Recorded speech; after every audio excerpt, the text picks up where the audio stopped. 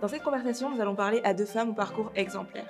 Moi, c'est Sonia. Mon nom, c'est Hawa. Nous allons parler de l'impact qu'a eu le racisme systémique dans leur vie et principalement dans le développement de leur vie professionnelle. Et il ne suffit pas de se dire que oui, le racisme est là, mais moi, je fais de mon mieux, donc normalement, ça ne me concerne pas. Hawa est la directrice exécutive de CID, une organisation à but non lucratif dédiée à la justice sociale, à l'autonomisation des communautés et au changement positif. La deuxième invitée que nous accueillons pour cette conversation s'appelle Sonia Stali. Sonia est chargée de projets marketing et communication à l'Orchestre symphonique de Montréal. J'ai fait des études en communication, mais j'ai aussi fait des études en commerce. Elle est également la présidente du conseil d'administration de Sayaspora et a fondé il y a quelques années de cela Boutique Binetna, une boutique en ligne qui regroupe des artisans et créateurs nord-africains et moyen-orientaux. La plateforme visait à mettre de l'avant ces artistes et à raconter leur histoire.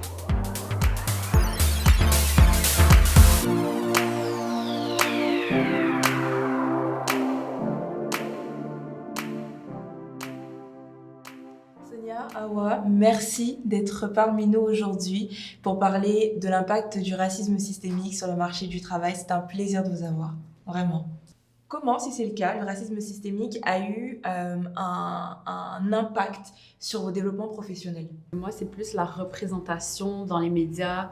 Je trouve que c'est une lacune. Tu sais, on ne voit pas beaucoup de gens de la diaspora, des minorités visibles à travers les médias, que ce soit écrit ou même des émissions aussi. Je ne me retrouvais pas nécessairement à ce niveau-là. Mm-hmm. C'est un peu ça qui m'a en fait poussée d'aller dans ce milieu-là.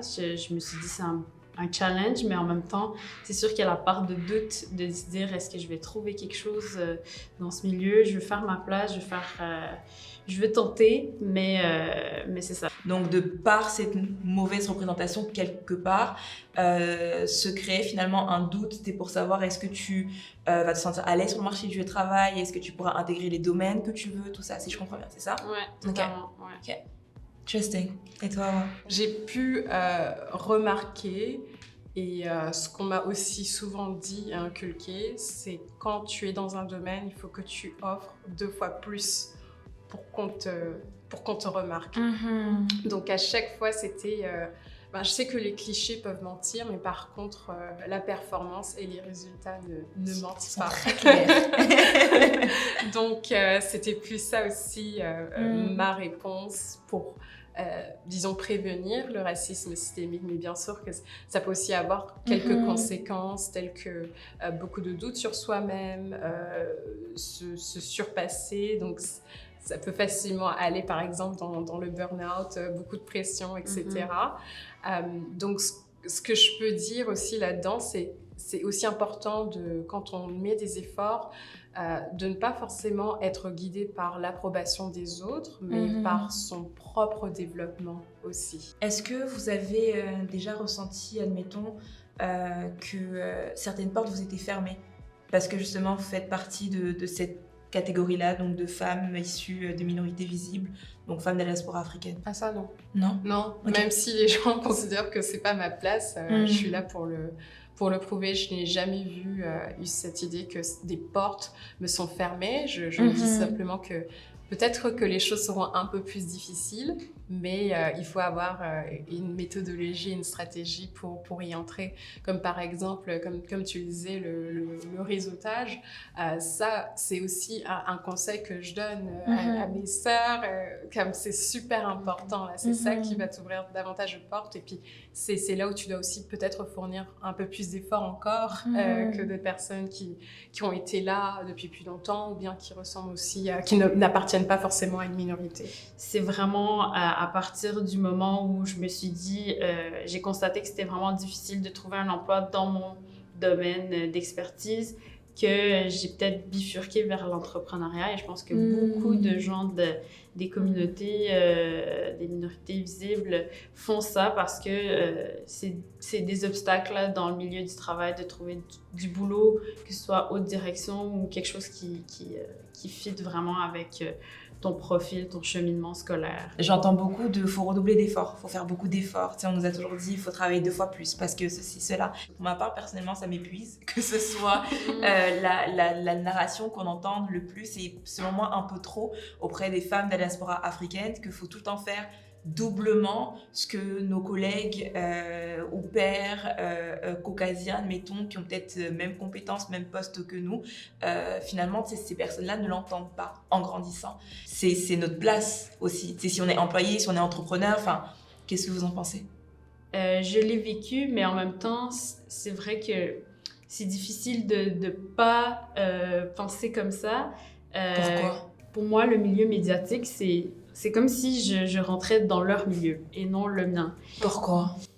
Parce que justement, la question de représentation, en fait. Ouais. Donc, c'est pour ça que c'est comme je veux mettre mon opinion, je veux faire ma place. Donc, c'est pour ça qu'on redouble d'efforts, en tout cas pour ma part. Mais plus en plus, tu constates que c'est pas leur milieu, c'est le milieu à tout le monde. Puis, on peut faire de la place à tout le monde. Puis moi, un peu, j'essaie de justement ramener des gens des minorités et leur donner cette place-là aussi parce que c'est vrai que moi, où je vais travailler, c'est souvent des milieux très fermés où très peu de minorités visibles sont là. Donc, j'essaie de montrer que c'est possible puis de leur donner la chance aussi. On essaie d'arrêter de penser que le milieu médiatique, c'est juste...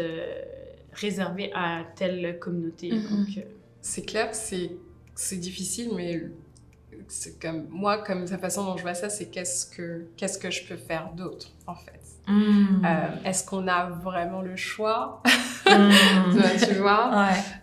Puis aussi, il faut se dire que le racisme systémique, c'est quelque chose... Ce sont les conséquences des siècles et de siècles de pratiques et qu'on ne peut pas forcément changer les choses du jour au lendemain.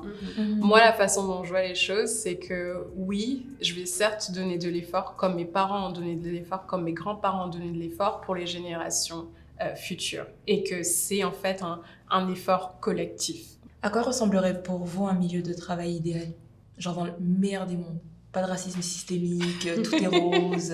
Ça ressemblerait à quoi? Non, être jugé à notre propre valeur. De se dire que oui, certes, les performances, l'attitude sont évaluées de la même manière, quel que soit notre âge, notre genre, nos capacités physiques, etc. Tu sais, on parlait des erreurs des employeurs, je pense l'écoute, mais aussi, je trouve qu'ils parlent beaucoup qu'ils vont faire telle chose, mais ils le font pas. Il manque... Mais moi, c'est ça que je dirais, fais-le, passe à l'action. Arrêtez de dire on va faire telle politique, telle chose, faites-le, puis ça va changer les choses. J'avais envie de parler d'un cas que j'ai eu au sein du travail, où j'ai été malheureusement victime d'harcèlement. Et les réponses que j'avais, c'était plutôt les corrections que moi, je devrais avoir. Comme par exemple, peut-être que tu es un peu trop émotionnel, peut-être que tu devrais changer la façon dont tu parles, etc. Et ça, par exemple, ça m'a vraiment démontré à quel point c'est super important pour un employeur d'écouter la personne. Puis aussi, on ne s'en rend pas compte, mais il y a les notions, les stéréotypes que l'on a encore, par exemple, en tant que femme noire, on connaît tous et toutes le stéréotype de la hungry black woman, par exemple. Donc ça, c'est des sujets quand même assez difficiles à en discuter avec... Est-ce que tu peux décortiquer ce terme? Parce que moi, je le connais, peut-être que Sonia, tu connais également, des hungry black woman, mais peut-être... J'ai envie de dire Pierre-Paul Jacques Tremblay, miskin. Mais peut-être les personnes qui vont justement nous regarder ne connaissent peut-être pas ou ne comprennent peut-être pas ce terme. Comment tu le définirais? Voir une femme noire un peu plus, on va dire, dans un cadre où c'est quand même assez justifié, un peu énervée, un peu exaspérée, on aura tendance à exagérer son exaspération ou alors sa colère. Puis ça, souvent, ça revient des médias que l'on voit, de l'image que l'on rejette aussi de la femme noire.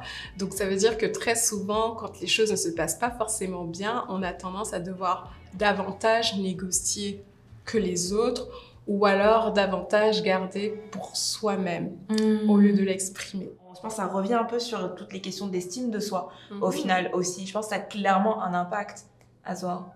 Ah oui, clairement. Clairement, et c'est pour ça que c'est important de se dire qu'on fait les choses pour soi-même, mais pas forcément pour l'approbation des autres. Et que si on essaye d'avoir la validation ou l'approbation des autres, que oui, tu es bonne, tu es à ta place, on a tendance à se perdre en fait. 100%.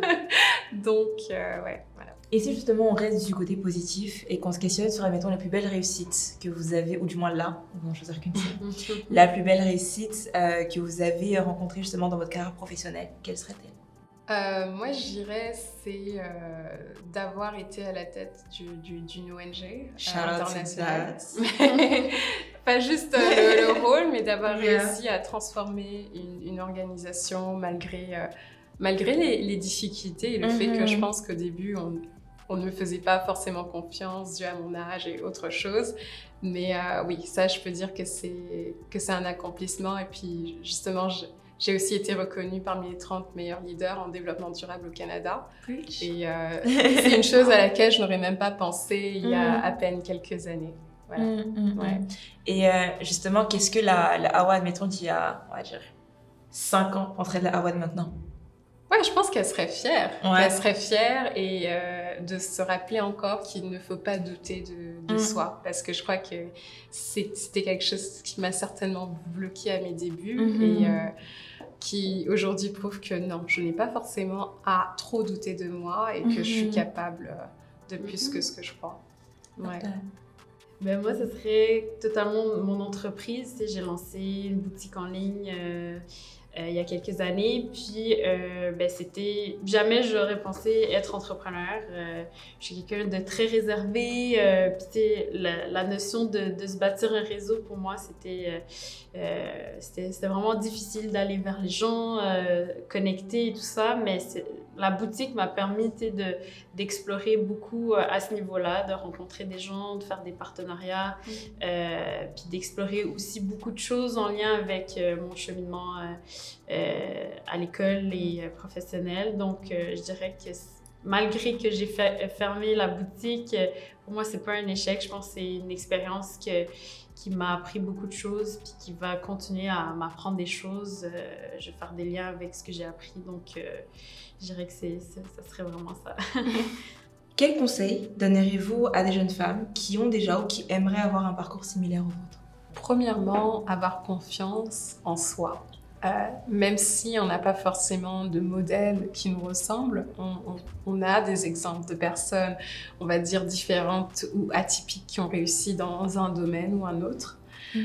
Puis, j'irai aussi un autre élément, c'est super important, mais avoir des alliés qui nous ressemblent ou qui ne nous ressemblent pas. C'est important d'avoir des alliés dans le domaine que tu as, avoir des mentors qui sauraient te donner les informations que toi, tu ne verrais pas forcément. Moi, je dirais d'être curieux, d'essayer des choses. Je pense qu'il n'y a personne qui va faire le travail pour toi. Donc, teste, va dans des événements networking, regarde, fouille partout ce que tu peux trouver en lien avec tes passions, de ce que tu as envie de faire. Parce que tant que tu ne l'essayes pas, tu ne sais pas si ça te plaît vraiment. Super. Awa, Sonia, merci beaucoup pour votre temps et pour toutes les réponses que vous avez apportées dans le cadre de cette conversation. C'était un plaisir de vous recevoir. Merci. Merci à vous.